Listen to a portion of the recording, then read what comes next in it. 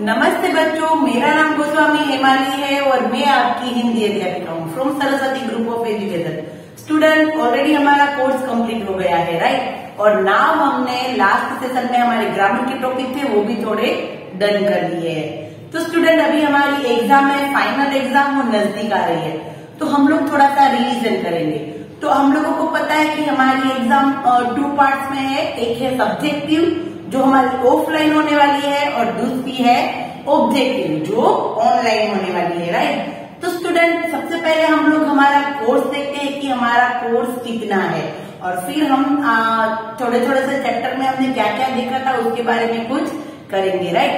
तो हमारे चैप्टर हमें पता है कि सेम 1 में से भी 2 चैप्टर है और बाकी आफ्टर दिवाली 8 से हमने स्टार्ट किया था, राइट। तो सबसे पहले चैप्टर 5 एंड 7 जो सेम 1 के है, चैप्टर 5 एंड 7 चैप्टर सेम 1 के है चैप्टर, और चैप्टर 8 to 16 ये हमारे इस सेशन के मीन्स के आफ्टर दिवाली के पार्ट का है, राइट। तो टोटल यहाँ पर 5, 7 और 8 to 16 इतने चैप्टर हमारे इस एग्जाम में कंडक्ट होंगे, राइट। नाउ स्टूडेंट, तो हम लोग चैप्टर 5 से करते हैं थोड़ा सा रिवीजन। तो खास ध्यान रखना है, सबको यहाँ पर ध्यान देना है क्योंकि चैप्टर 5 और 7 हमारा बहुत नहीं हुआ है। दैट मीन्स कि हमने 8 to 16 में हमारी एक एग्जाम भी FA2 गई है, तो उसमें हमें थोड़ा थोड़ा सा याद है। चैप्टर 16, 15 पीछे चला है तो वो भी याद है, बट यहाँ पर चैप्टर 5 और 7 है उसको काफी टाइम हो गया कि हमने कुछ रिवाइज किया नहीं है, राइट। तो आज हम करेंगे चैप्टर 5, 7 और 8, 9 से स्टार्ट करते हैं थोड़ा सा रिवीजन की किस लेसन में क्या था। तो चैप्टर 5 था हमारा साल शुरू हो साल खत्म हो। तो उसमें क्या था कि साल शुरू हो दूध दही से, साल खत्म हो घी शक्कर से। यहाँ पर साल के शुरू होने की देखो क्या क्या चीजें याद रखनी है कि शुरू किससे होगा, दूध दही से, खत्म किसे हो, शक्कर घी से। फिर बच्चे हैं उसके जेब में, खिस्से में पिपरमेंट, बिस्किट, मिश्री वो सब कुछ है। फिर सभी अपनी मस्ती में रहते हैं, ओके। हमें सांझ रात दोपहर सवेरे सब में मस्ती का डेरा। सुबह शाम हमें हमेशा कैसे रहनी चाहिए, मस्ती में रहना चाहिए। काते सूत बनाए कपड़े, दुनिया में क्यों डरे किसी से।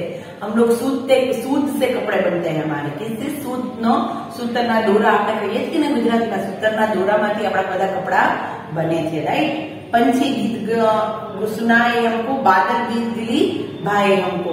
हमारी ये जो दुनिया है उसमें पंछी, बादल वो सब कुछ हमको भाता है, राइट। वो सब कुछ हमारे इस चैप्टर में था कि हम उसके थोड़े थोड़े जो MCQs है, फिर थोड़े थोड़े क्वेश्चन आंसर है वो भी हम लोग कर लेते हैं, राइट। तो सबसे पहले हम देखते हैं कि साल, कवि किन चीजों से साल शुरू करने की बात कर रहे हैं। तो कवि दूध और दही से साल शुरू करने की बात कर रहे हैं। फिर बच्चे किस प्रकार सुखी रह सकते हैं। तो बच्चे चीनी, गुड़ जैसी मीठी चीजें खाकर और शोरगुल हंगामा करके प्रसन्नता और खुशी प्राप्त कर सकते हैं। फिर उसके बाद देखो हमें किनसे दोस्ती करनी चाहिए। तो हमें प्रकृति की प्रत्येक वस्तु, पेड़, फूल और नदी आदि सभी से दोस्ती करनी चाहिए। ये हमारे सच्चे मित्र है। पेड़, पौधे, प्रकृति की सारी चीजें हमारे सच्चे मित्र है। कवि के अनुसार हमारी जेब किन किन चीजों से भरी होनी चाहिए। तो कवि के अनुसार हमारी जेबें पिपरमेंट, बिस्कुट और मिश्री से जैसी मीठी चीजों से भरी होनी चाहिए। मस्ती का डेरा किसमें हो। तो मस्ती का डेरा सांझ रात दोपहर और सवेरे सभी टाइम पर हो रहा है। कवि ने दुनिया में किसी से डरने के लिए क्यों मना किया है। कवि ने दुनिया में किसी से डरने के लिए मना इसलिए किया है क्योंकि हम समर्थ और स्वाभिमानी है। समर्थ है, हम लोग कुछ भी कर सकते हैं, राइट। और हम स्वाभिमानी हैं, हम अपने सभी काम स्वयं कर सकते हैं, तो हमें दूसरों से क्यों डरना, राइट। सभी से मिलजुल कर रहने का क्या परिणाम होता है। तो सभी से मिलजुल कर रहने का परिणाम होता है कि सभी सुखी होते जाते हैं और दुनिया में प्यार और अमन की भावना रहती है। पूरी दुनिया में सभी सुखी से रहेंगे तो सब में शांति और अमन यानी कि शांति रहेगी, राइट। साल किसे खत्म हो। तो साल खत्म शक्कर घी से हो। सूत से क्या बनता है? तो सूत से कपड़े बनते हैं। पंछी हमें क्या सुनाते हैं? तो पंछी हमें गीत सुनाते हैं। हमें अपने पड़ोसियों के साथ मिलजुल कर रहना चाहिए। Okay, right now chapter number 7 देखते हैं। मोस्ट इम्पोर्टेंट चैप्टर है। चैप्टर नंबर 7 है हमारा राष्ट्रीय पक्षी। कौन है हमारा राष्ट्रीय पक्षी? मोर। और मोर के बारे में हमें बहुत सारी बातें इसमें बताई थी कि जंगल में नाचता हुआ मोर सबको अच्छा लगता है।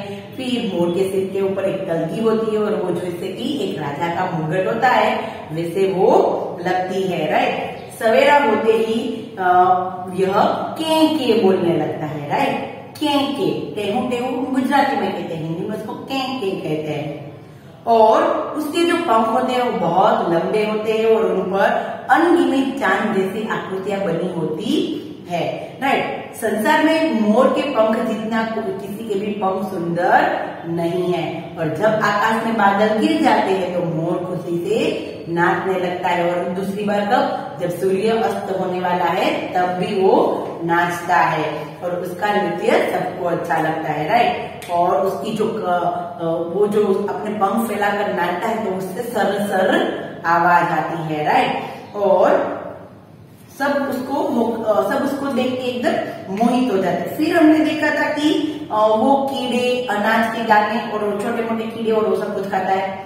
फिर हमने ये देखा था कि सुंदरता उसके केवल पंखों में ही, इसका पूरा शरीर एकदम सुंदर है और इसीलिए उसे हमारा राष्ट्रीय पक्षी बनाया गया है। कब बनाया गया है? 1963 में। और इस आकर्षक पक्षी को राष्ट्रीय पक्षी घोषित कर दिया गया था और इसीलिए उस पर शिकार करना मना है। राइट, अभी हम देखो सबसे पहले उसके थोड़े से प्रश्न देखते हैं कि मोर हम सबको मनपसंद कैसे बना। मोर हम सबका मनपसंद कैसे बना? तो सभी पक्षियों में मोर की शान निराली होती है क्योंकि इसके सिर पर कलगी होती है, किसी राजा के मुकुट के समान होती है। राइट, कम नहीं है, मीन्स की कोई राजा का मुकुट है वैसे लगती है। मोर के रंगीन पंख सभी को पसंद आते हैं, इसीलिए सबको पसंद पक्षी मोर पसंद है। मोर का शरीर कैसा है? तो मोर का शरीर बहुत भारी होता है। इसलिए हम जानते हैं कि जैसे कि दूसरे पक्षी जैसे आसमान में उड़ते हैं वैसे वो उड़ सकते नहीं है, उसका शरीर थोड़ा सा भारी होता है। मोर कब प्रसन्न होकर नाचने लगता है? तो जब सूर्य अस्त होने वाला होता है और आकाश में बादल छाते हैं तब वो नाचने लगता है। नाचते मोर के पास में क्यों नहीं जाना चाहिए?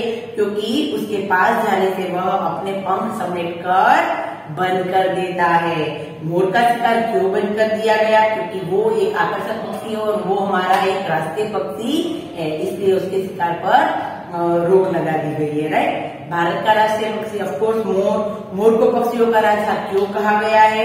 क्योंकि मोर के सिर पर एक कलगी होती है जो किसी मुकुट के समान लगती है और इसीलिए उसे पक्षियों का राजा कहा गया है। मोर के पंख कैसे होते हैं? तो मोर के पंख बहुत घने और लंबे होते हैं और उन पर अनगिनत चांद जैसी आकृतियां होती है।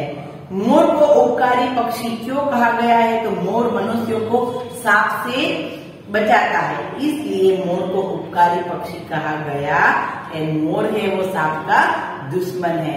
राइट नाउ उसके बाद चैप्टर नंबर 8 हमारा देखते हैं।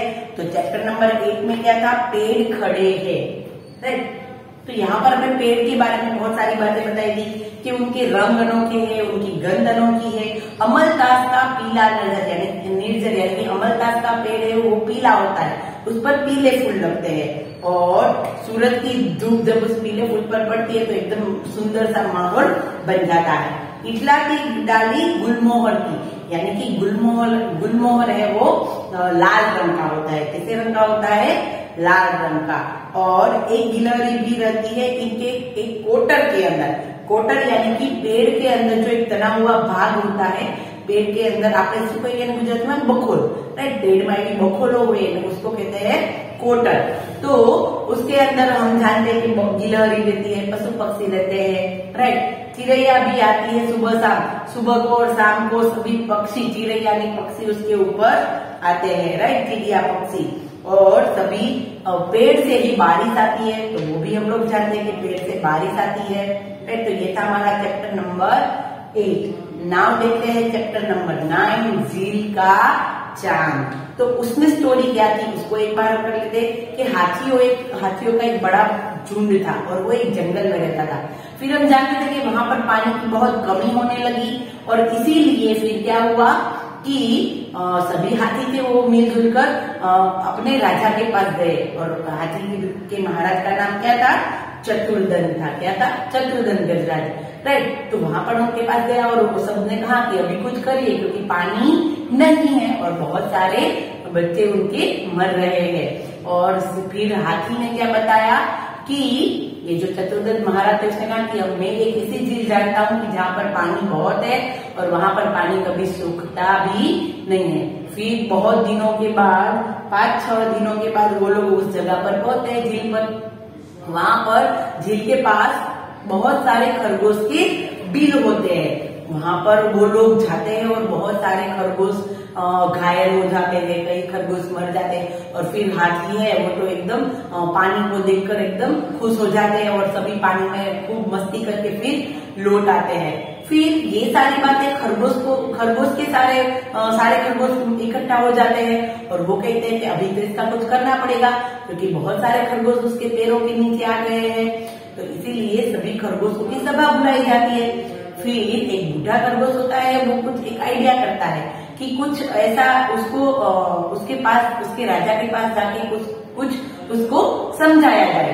तो फिर लंबकर्ण नाम का एक खरगोश आता है और वो दूध बनकर जाता है और वो किसका दूध बनता है? चंद्र का दूध। और फिर वो चतुर्दन के पास आता है और कहता है कि मैं चंद्र का दूध हूँ और हम लोग चंद्रमा के वंशज है और आपने हम वंशजों को मारा इसलिए चंद्र भगवान आपसे बहुत नाराज है।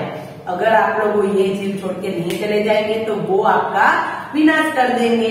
और फिर चतुर्दन उस चंद्र को देखने के लिए कहता है तो वो उसको झील के पानी में चंद्र दिखाता है। राइट, लंबकर्ण। और इसी तरह फिर सारे हाथी होते वो दूसरी जगह चले जाते थे। राइट, तो ये था हमारा चैप्टर नंबर 9, झील का चांद। फिर हमने देखा था चैप्टर नंबर 10, किसान और कुम्हार। तो उसमें क्या था? देखो, लेसन में इसलिए रिवाइज करवा रही हूँ क्योंकि लेसन के अंदर से ही क्वेश्चन होंगे। Okay, no doubt question answer दिए है वो नहीं, बट लेसन के अंदर से छोटे बड़े क्वेश्चन होंगे। देन किसान और कुम्हार। तो एक गांव था और उस गांव में एक आदमी रहता था और उसका नाम क्या था? विजयपाल। क्या था? विजयपाल। और उसकी 2 बेटियां थी, एक थी दिव्या और दूसरी थी राधा।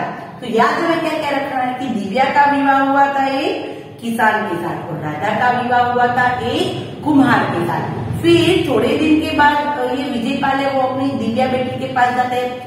तो दिव्या है वो कहती है कि बारिश हो जाए तो अच्छा है, तो फसलें होने लगती है क्योंकि किसान की सबसे ज्यादा आस किस पर होती है? बारिश पर।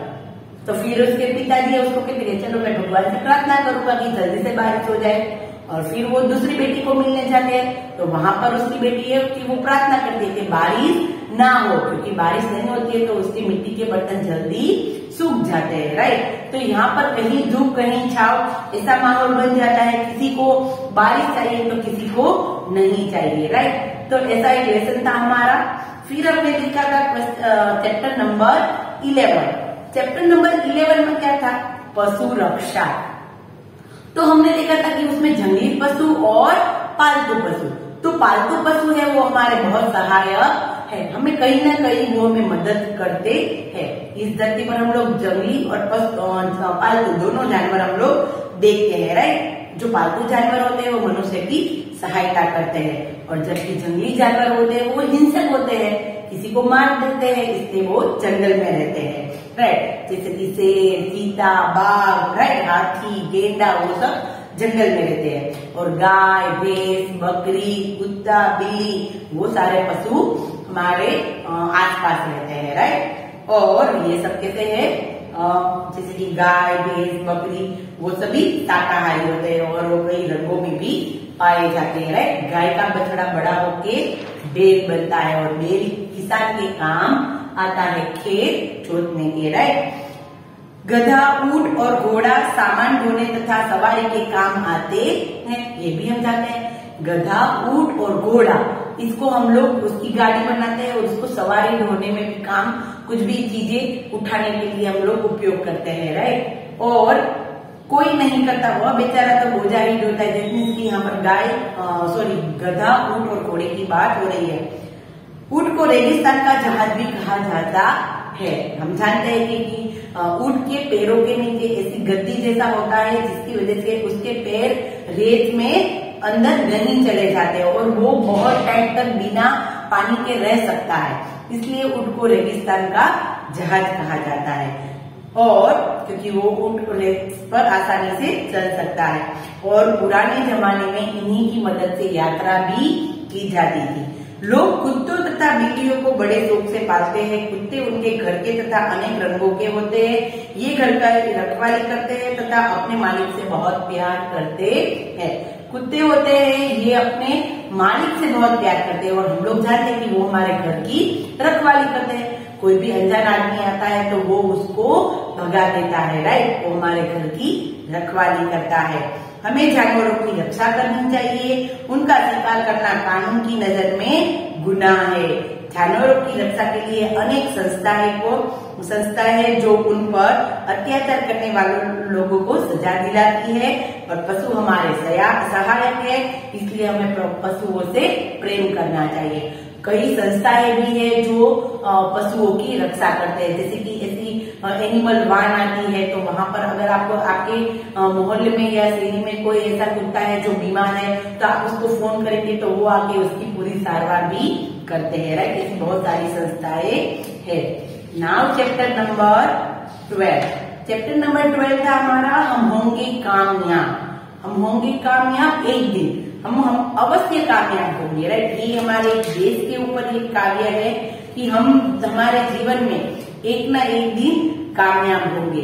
दुनिया में अमन और शांति का संदेश फैला जाएगा जब हम दुनिया में एकता और सर्वधर्म सर्वभावना की भावना जगाएंगे।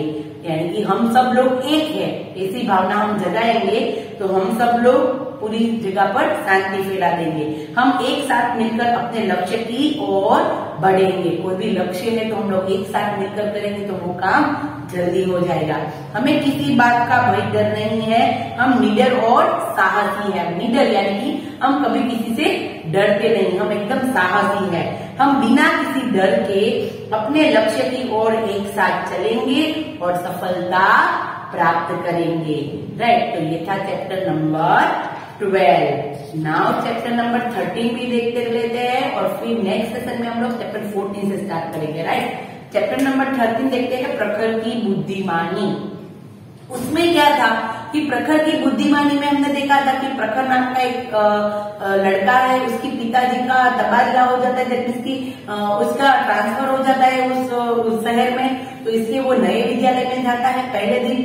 तो वहां पर वो जल्दी पहुंच जाता है, स्कूल की घंटी अभी बजी नहीं होती, इसलिए वो उसके सीढ़ियों पर बैठा होता है। पर वहां पर एक बदमाश लड़का अनिकेत वो आ जाता है और उसके ऊपर पूरी पानी की बोतल डाल देता है। फिर मृदुल नाम का एक लड़का आता है जो प्रखर की सहायता करता है और कहता है कि मेरे लोकर में एक कमीज है, तुम वो पहन लो।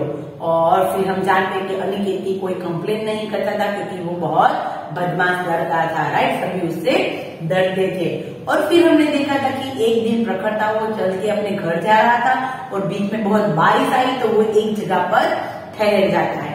और फिर वो क्या देखता है वहां से कि एक सामने वाले घर के बाहर एक जीप खड़ी है और उस जीप में कोई एक बम लगा रहा है, कुछ कर रहा है। तो वो लड़का है वो उस घर के अंदर जाता है ताकि उस आदमी को बता सके कि उसके जीप के साथ कुछ गड़बड़ हुई है।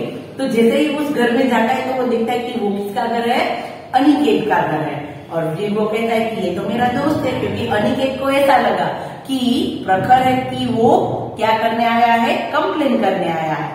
इसलिए फिर प्रखर है वो क्या कहता है कि अंकल आप ध्यान से जाना, आपकी जीप में कुछ एक आदमी था जो खतरनाक दिखने वाला था, वो आपकी जीप के नीचे कुछ कर रहा था। और फिर सब कुछ तपास करके सब कुछ देखभाल करके समझ में आया कि वो एक बम था और वो एक आतंकवादी ने रखा था। और फिर प्रखर इतना स्मार्ट था कि उसने उस बाइक का नंबर भी नोट कर लिया था और फिर ऐसे तरीके से वो आतंकवादी भी पकड़ा जाता है। और अनिकेत के पापा थे वो एकदम खुश हो जाते हैं और अनिकेत भी खुश हो जाता है और उससे दोस्ती कर लेता है। राइट नाउ स्टूडेंट, अभी हमने कितने चैप्टर किए? चैप्टर 5, 7, 8, 9, 10, 11, 12 और 13 तक हमने चैप्टर अभी रिवाइज कर लिए। अभी हमारा नेक्स्ट सेशन भी होगा और उसमें हम लोग चैप्टर 14 to 16 करेंगे और साथ साथ हम हमारी सब्जेक्टिव की जो वर्कशीट है उसको भी एक्सप्लेन करेंगे। ओके, तो नाउ स्टूडेंट अभी हम लोग नेक्स्ट सेशन में मिलते हैं।